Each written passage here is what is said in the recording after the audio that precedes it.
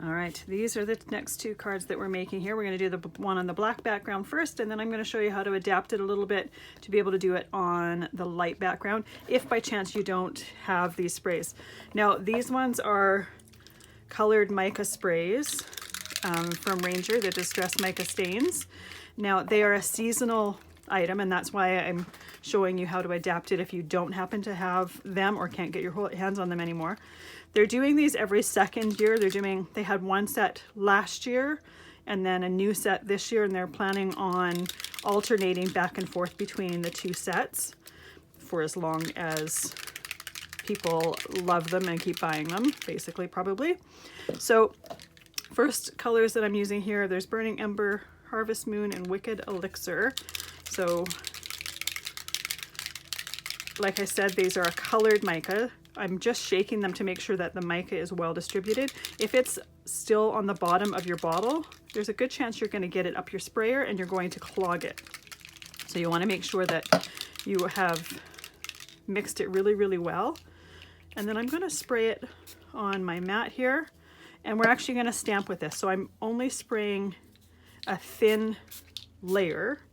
I'm not putting puddles on there, because I want to be able to get some of these colors in there. Now, the thing with using sprays to stamp with is you're not going to get a crisp, clean image. If you want a crisp, clean image, you want to use a stamp pad. So I've got that on my stamp there. And now we're going to stamp it. The nice thing about this is the mica and the color, they're kind of fused together. So you can easily do it on a dark surface and have it show up. Isn't that pretty? So it does take a few seconds for that to dry. So I'm going to let that dry. While that's drying, I am going to clean this up here for the next one. Now, because the mica and the color are fused, like I said, you can do it on a dark surface. If by chance you don't have access to those sprays, there is a way to do it with other things and get a similar result. You're not going to get the same result, it's going to be a similar result. And that's with using Mica Sprays. These are part of the regular line. They're available all the time. Once again, they have the mica that settles to the bottom. You want to shake them to make sure that gets mixed in there before we do anything with them. So these are mica sprays. They only have mica. They don't have any color. So you can't really stamp just with them, because I tried it. I'm not sure where the piece of paper where I tried it. You didn't, oh, here it is. You really didn't see, like, you lost a lot of the detail and it just wasn't very exciting to look at. So what you can do, and I'm doing this on a light surface, I'm using colored spray stains. These are Distress Spray Stains. They are transparent, which is why I'm working on a light surface. Can't do it on a dark surface because transparent is not going to show up. You might get a little bit to show up from the mica, but not enough to get a nice image like you did with the black on the other ones. If you wanted it to show up on a dark surface, you could use the Distress Oxide stains or spray stains.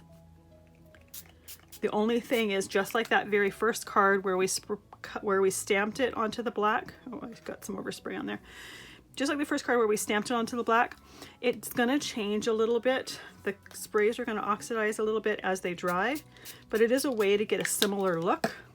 So the micas that I'm using here are Tarnished Brass and Antique Bronze. I chose them just because they were more fall colored micas. The third one in that set is a silver, so I didn't choose that one. Probably have a little bit too much spray on there, so I might get some puddling, but that's okay. With these particular stamps, I don't necessarily mind if some of the detail fills in with them. There we go. So we're going to let both of those dry. So I'm just going to pause the camera, and when they're both dried, we will put our cards together. All right, our pieces are dried, so let's assemble our cards. Once again, I'm keeping it super, super simple.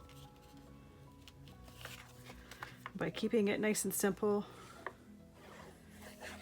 I can do more techniques and more cards. But you absolutely could change the layout if you so choose. Already got my dies or my sentiment die cut.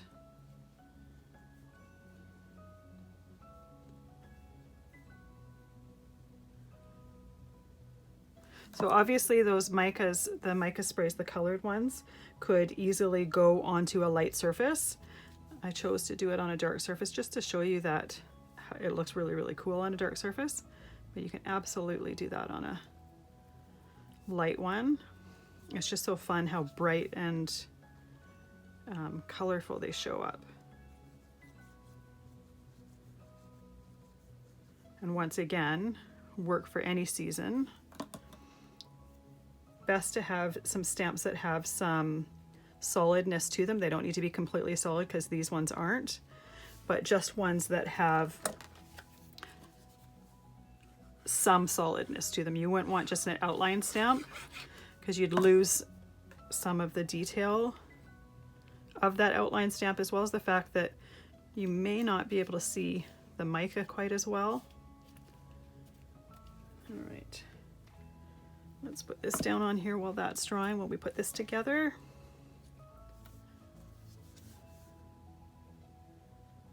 My light background there, it's mostly dry, but it's not 100% dry, so the paper is just still a little bit damp, so it's just a touch warped still.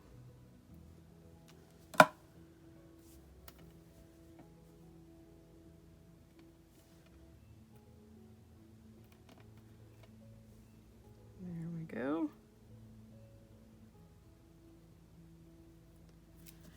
And adhesive on the back of that.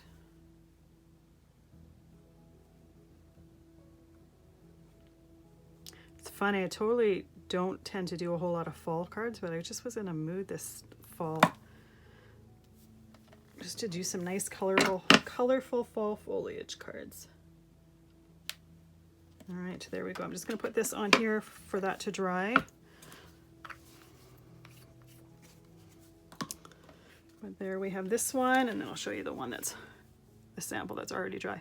So really pretty to be able to see the mica, the shimmer. This one, because it's fused to the color, it's more of an all over shimmer, whereas this one, it kind of is in bits and pieces. There's some areas that don't have as much shimmer as others, but still really, really pretty and a nice way to elevate a stamped image and just give it a little bit more interest.